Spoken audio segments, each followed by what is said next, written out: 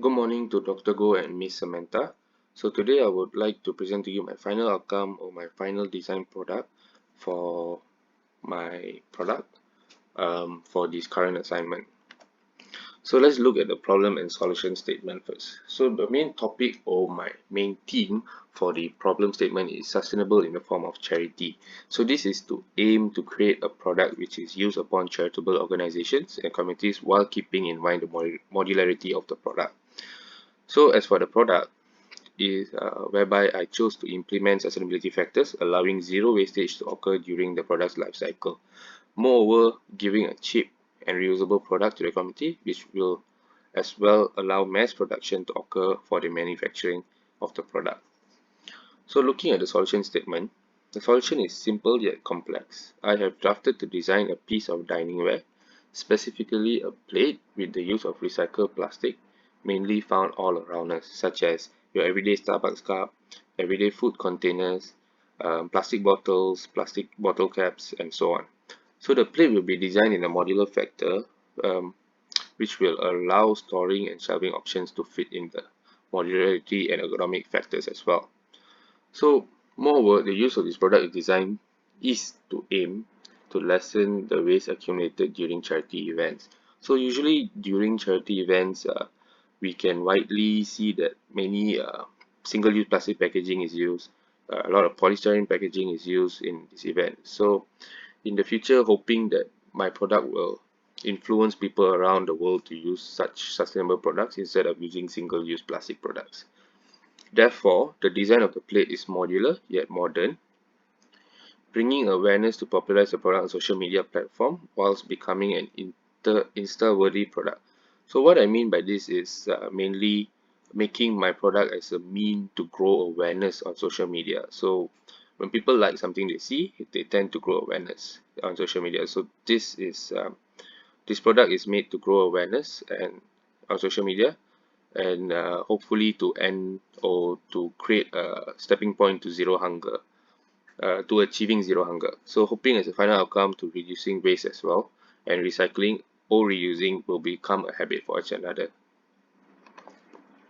So moving on to my issues to solve, starting with zero hunger, which I said earlier is to bring attention to this issue with Insta-worthy products such as hopefully my design and my plate, and bringing up campaigns to enable the popularity of the goal zero hunger to grow on every social media platform out there.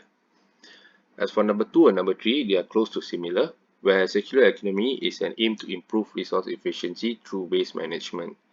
And as for sustainable material choices is to choose materials that will prolong the product life and usage, delivering maximum performance in the sense of reusing the product for daily use. So both of these two issues will play a good factor in my product's life cycle, as you can see in the upcoming slides. So moving on to my ideations, there are two options which I finalized to and finalized to use option B. Okay, so why did I choose option A? Is as for the following reasons. Mainly is not cheap costing, as personally I feel molding bowls can be slightly more expensive. As for modularity factor, it does not take place because it takes up more space uh, and is not shelving friendly. As for option B, it fits to all my criteria, which is cheap costing, easy manufacturing, proper waste reduction, long life usage or long life cycle, and modularity factors are that flat pack factors, which I'll explain on the next slide. So the design elements in my product, interlocking and packing and shelving, all flat pack. So interlocking, how does interlocking play a role in my product? So firstly is the small plate to the bigger plate, where the plates can just lock together through this interlocking grooves over here and over here, so that the smaller plate or a smaller tray does not move around. Secondly is the whole module itself, where one plate sits inside another plate, where when the plate is being transported or moved, it does not topple easily and it's more sturdy and it's more steady among each another, even though many plates are stacked upon each another.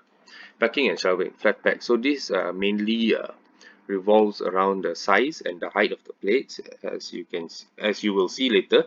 on my detailed drawings, where it will be slim and not so tall, even though many plates are already stacked upon each another, making moving the plates or transporting the plates will be easier and much more ergonomic. So moving on to my progress and experimentation. So starting off, I created a base using aluminium baking tray and also aluminium foils and um, cardboard cutouts.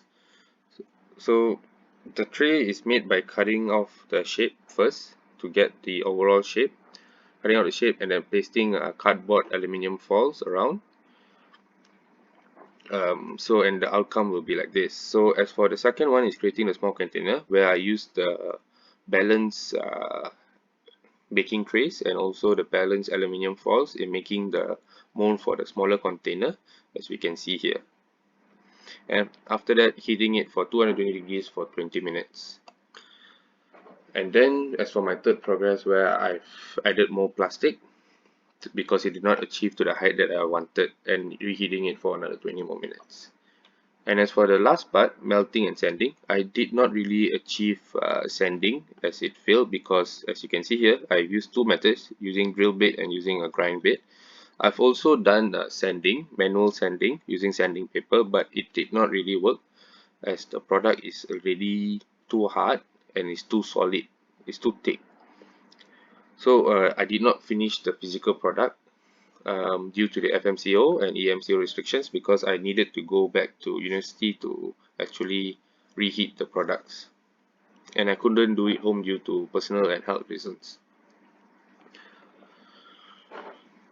The fifth progress or experimentation is when I added extra elements or improvised the products, where I've also chose to involve adding cutleries into the product. So adding cutleries to the bottom using only a steel plate and some magnets. So the steel plate or metal plates can be recycled plates as well.